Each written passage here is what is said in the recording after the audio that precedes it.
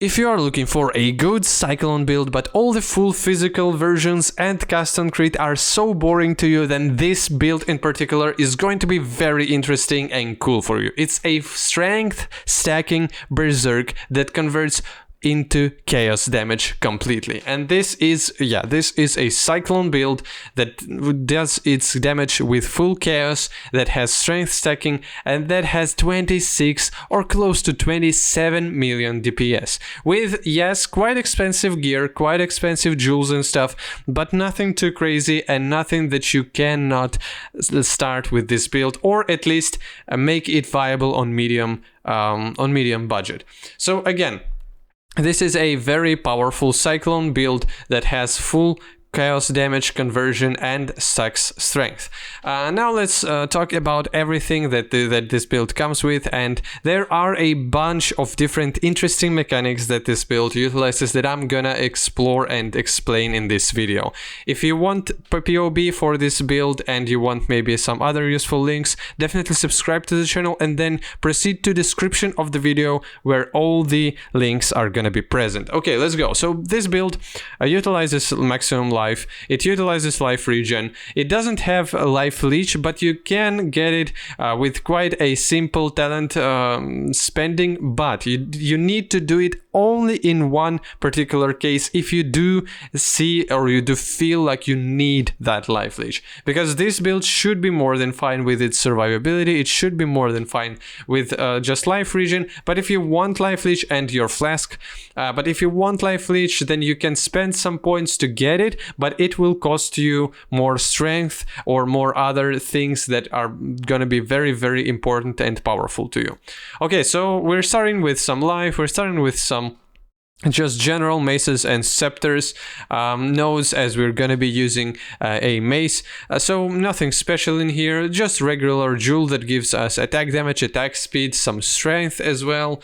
And then we are taking Iron Will. Why would we do that? Because we're not spell oriented. That's because we are using our Battle Mage Cry. Battle Mage gives us increases and reductions to spell damage to apply to attacks as well. And we're gonna have a lot of strength. Strength this way gives our spell damage increases to damage, and the thing here, it will convert to our attack damage. So basically that is a very, very powerful good boost for our DPS. Then we're going for more life, we're going for more rage, we are taking again some additional jewel slots, we're going for unwavering stance to not being stunned, because we're not gonna use any evasion rating as well at all. Then we are going for more jewel slots, and here we're using inertia that converts all the dexterity from the talent trees to the strength. Then we are going for more life. Some armor as well will be pretty useful. Here we're using lethal pride with chaos influence and stuff, which will give us a bunch of different additional strength increases percentage wise and flat ones. We are using revelry for mainly for mana reservation efficiency. In here we're going for more maximum frenzy charges and endurance charges. We're taking some additional, as you can see here, these talents here, they are mainly for us to have more strength. We're not really utilizing projectile speed or projectile damage. We're not utilizing two-handed damage increases to fist damage or attack speed with two-handed weapons. We are going here because of lethal pride gives our big and small talent trees more strength, and here percentage strength increases are very, very important to us, and yeah, that's why basically we are taking these talents. And that's why you don't really have too much spare talents for you to get some additional life leech with attacks, because we are so talent stressed. Now we're going for more maximum life. We are anointing Panopticon, which gives us just more effects from our ancestor totems buffs. We are going for critical strike chance and crit strike multiplier. Here we're taking straight up increase to chaos damage cluster jewel, small one, big one I mean.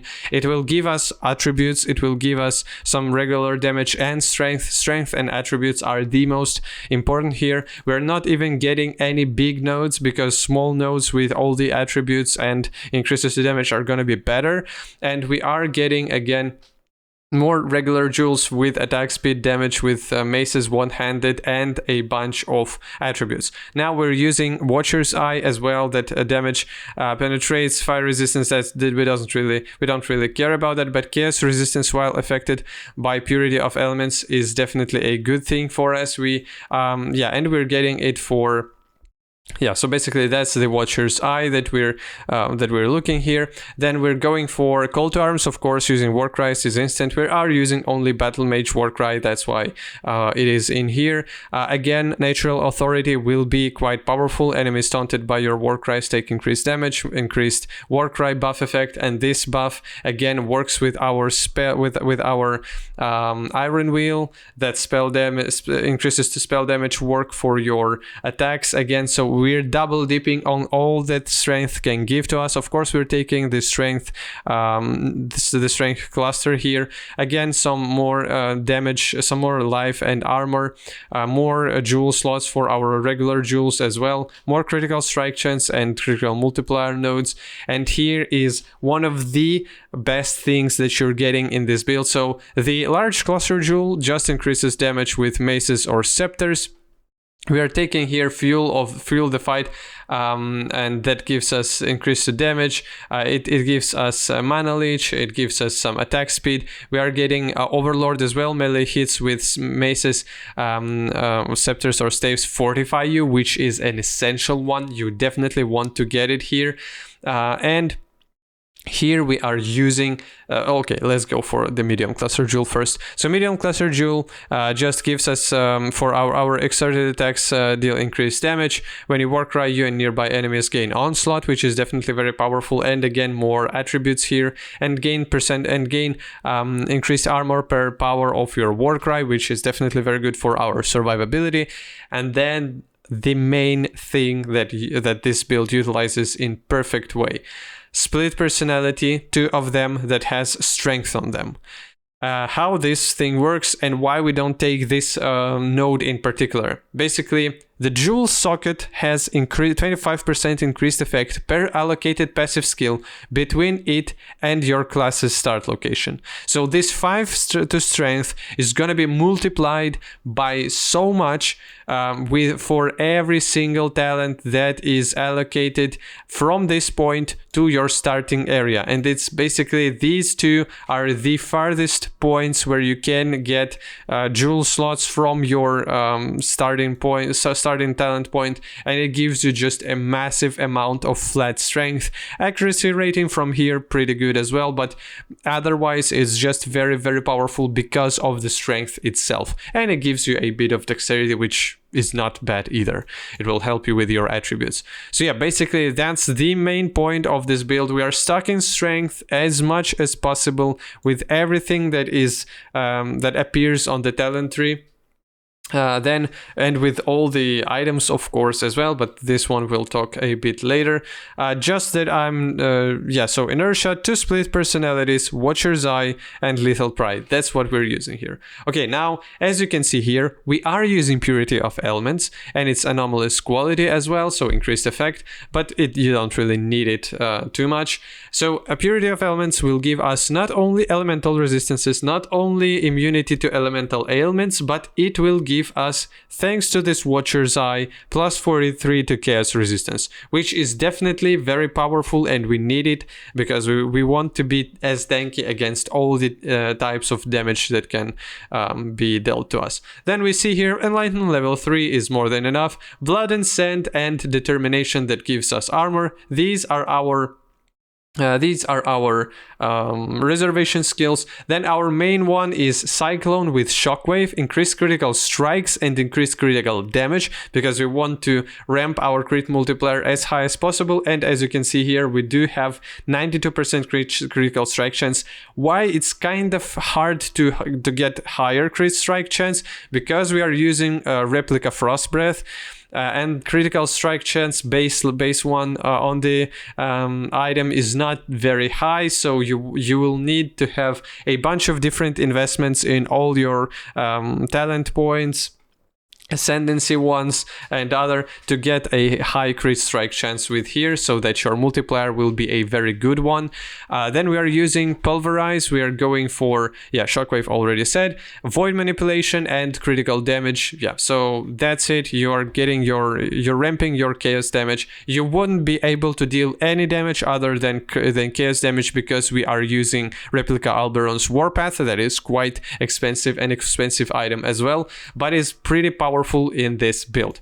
Okay, so this is for our Cyclone itself. Then Leap Slam with life tap, mark on hit, and life tap is mostly for mark on hit and Assassin's Mark here, because they cost so much. Leap Slam as well. It's probably way more comfy for you to use with life tap, but mark on hit spends a bunch of mana, and we don't have enough mana for us to even spend so much, and be comfortable with it.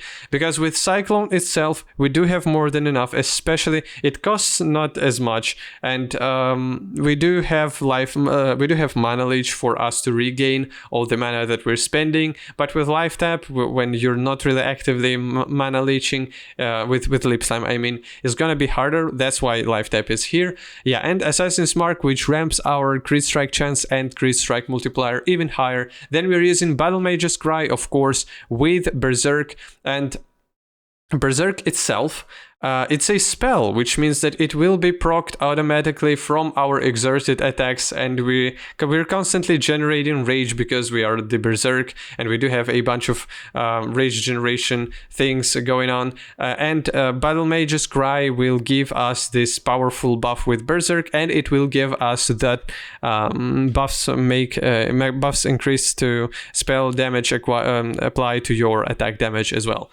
Now with our totems, we do have Ancestral Warchief with multiple totems and Ancestral Protector, and they all inflict on enemy withered touch, and that's why. And if you can see in here in configuration, we don't even have any withered stacks here. If you were to ramp it up, you will have 50 million DPS instead of 25.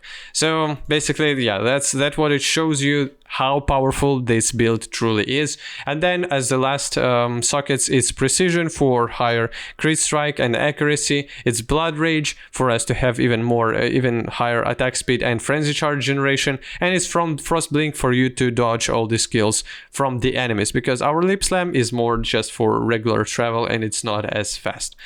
Okay, now let's go for our items. The items, we are using Replica Frost Breath, that has attacks with this weapon deal double damage to shield enemies. Your chaos damage can chill, which is the most important thing in here. It has some, the baseline of the item itself. It doesn't have high flat damage, it doesn't have high attack speed, it doesn't have high crit strike chance, but it has this deal double damage to shield enemies, and your chaos damage can chill as well.